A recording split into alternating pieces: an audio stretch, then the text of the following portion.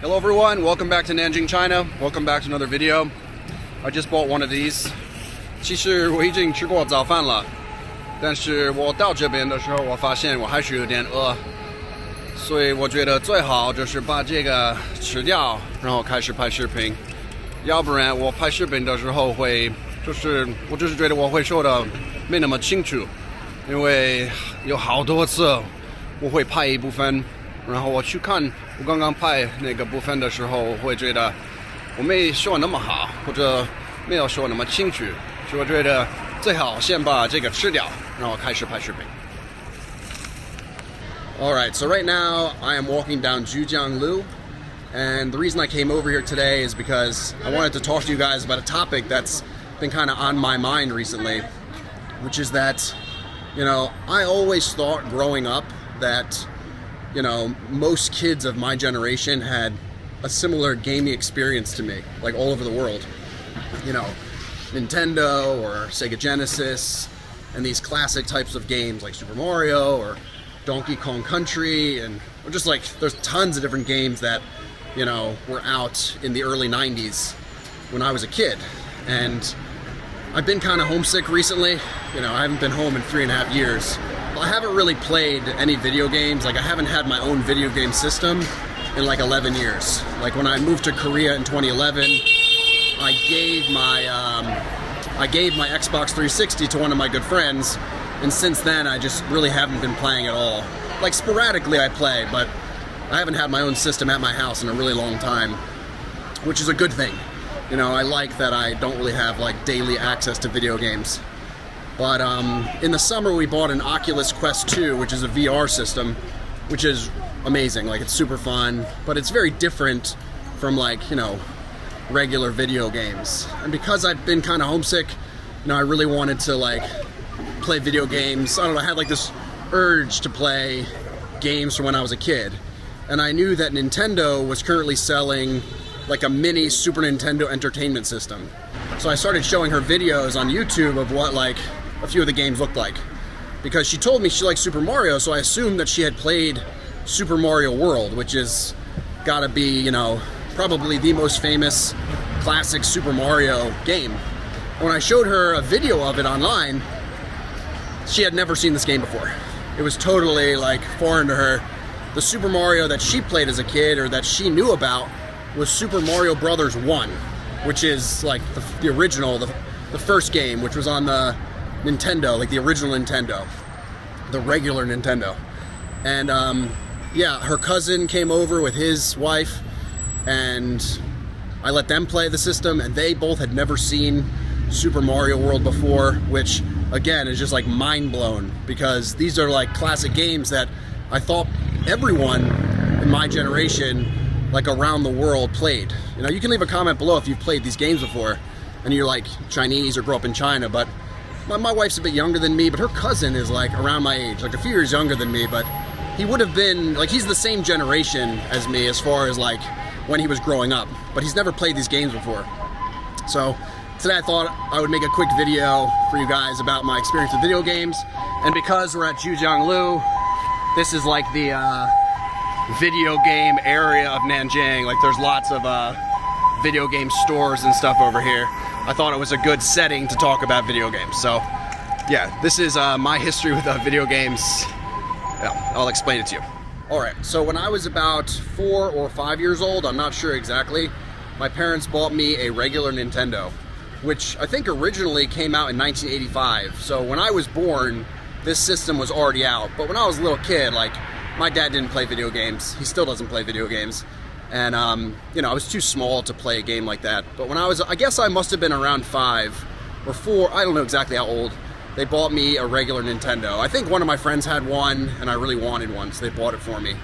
And actually, the only game I really remember playing back then was Super Mario Brothers 3, which I guess must have come out around 1990 or 1991 in America. I'm not sure exactly. And I love this game. I thought it was great. It's really, really fun. And I mean, regular Nintendo had a bunch of great games like Super Mario Brothers 1, Super Mario Brothers 2, that I don't think I originally had, but I played later, But Super Mario Brothers 3, I had that one, I really liked it. And then at some point, not that long, I think, after I got the regular Nintendo, one of my friends got a Super Nintendo. And I remember very distinctly being at his house and playing Super Mario World and just being blown away. Like, it was so much better and more interesting than Super Mario Bros. 3. The colors were better, the music was better. That Mario could do all sorts of different things that he couldn't do in the original, like, 3 games. And I really wanted this system. And I remember my parents took me to a toy store and we were gonna buy Super Nintendo. And when we got there, they also had the Sega Genesis. Now the Sega Genesis and the Super Nintendo were like competing systems in like the system wars of like the early 1990s. And I remember being there and like we didn't know which one to buy. And my parents were like, well, your friend has Super Nintendo, so maybe you want to get the Sega. And I think maybe Sega may have been a little bit cheaper because they, you know, the Nintendo was coming out. It was like the competitions were, it was hot. So it might have been a little bit cheaper at that time.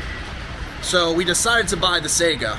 And now Sega had Sonic the Hedgehog, which was a really fun game, but a very different style kind of game, like just a very different feel than Super Mario World, which is the reason that I wanted Super Nintendo, is because I wanted Super Mario World. So we got home and I started playing the Sega, and I remember just not being that happy with it. Like, I was like disappointed, but I felt bad because my parents had just spent all this money on this system, and like I didn't want to tell them that I didn't like it, and I just felt bad. And somehow they must have figured out, I mean, I don't know what I said to them, that I didn't like it. And then my mom's like, oh, we can return it. And of course, as a little kid, I didn't even understand this concept that we could take it back. But my mom is like the queen of returning stuff. She's like, no, if you have all the boxes and stuff, let's take it back. If you don't like it, we'll return it and get you the Super Nintendo. So I must have only had the Sega for like, I don't know how many days. Probably only like, I would guess I had it for like a week. And then I returned it and got the Super Nintendo. And like, as we say in English, the rest is history. Like, you know, I never looked back. I loved the Super Nintendo. It had all sorts of amazing games, like Super Mario Kart, which is, you know, the original Super Mario Kart, the first one, which was really, really fun. And I had lots of other games like Mortal Kombat 1, Mortal Kombat 2. I got Mortal Kombat 3 the day it came out. Donkey Kong Country 2, which to this day I still think has got to be, you know, one of the greatest games ever. I actually used to go to the place where you can rent movies and video games. I never actually bought this game, but I used to rent a game called Pilot Wings. I don't know why we never bought it. I must have been like puhaisa to like ask my parents to buy me this game, but every time we would go to like a video store or whatever, I used to rent it all the time. I really liked it. It's like a flying game and you can like parachute and do all sorts of stuff. I think I must have bought it later, years later I bought it, but it was one of my favorite games when I was really, really young, when I just got the system, and I think I only had Super Mario World. I used to go and rent some games, because my parents were like, you know, you don't need to buy a game, you can just go and rent one and see if you like it. You know, I've rented it a bunch of times. I guess I must have calculated that it was cheaper to rent it like a few times than to go and buy it. And then when I was around 10 years old, the N64, Nintendo 64, the 64-bit system was coming out, and I mean, I was a subscriber to Nintendo Power, which was like, you know, a Nintendo magazine, so I was all up to date on everything that was going on. And the N64 was released, I still remember this, at the end of September 1996. And my parents bought it the day it came out, but it was a Christmas present. So I was supposed to wait until Christmas, like 3 months away, to get the system. And my parents realized that I wasn't going to be able to wait, so they let me open it early. And they were like, this is your big Christmas present, so if you open it now, you're not gonna have any presents at Christmas. I was like, that's okay. You know, because they had, it was amazing. It was like, more like 3D worlds, and it was just amazing. Like Super Mario 64, some people still think is like the greatest game ever. Like, it was so different and so amazing. If you have not played Super Mario 64, I still think it holds up. Even though it's like really old now, it's amazing. And the biggest game for me on the N64 was called Goldeneye. It was a James Bond 007 game based on the Goldeneye movie. I was obsessed with this game. as a kid. I played it all the time. You know, I think if you had like a graph to see like the percentage of time I used on each different game when I had that system, Goldeneye would be like 80%. Like, I love that game. I had a bunch of games, but like Goldeneye was my favorite. Amazing multiplayer. If you grew up in the West, you know this game. If you're Chinese, you leave a comment below and let me know if you also played this game or you know about this game. It was like game changing. Really, really amazing. And then I had a bunch of other games, but like nothing made a huge impression on me. You know, there was like Diddy Kong Racing. That was really cool. One of my favorite games on Super Nintendo was Super Mario Kart 64, which was the sequel to the original Super Mario Kart. That game was amazing. And then when I was in like 7th or 8th grade, one of my good friends got a PlayStation 2. Now, I never had PlayStation 1 because, you know, my parents already got me all these systems like the Super Nintendo and the N64. And PlayStation was more geared toward older kids. The games were just more mature, so my parents weren't going to get me that system. But when I was like, I must have been 12 or 12, I guess. I went to my friend's house and he had a game on PlayStation 2 called Gran Turismo 3. And this game was just amazing. It was a racing game, you know, a super famous racing game. I loved it.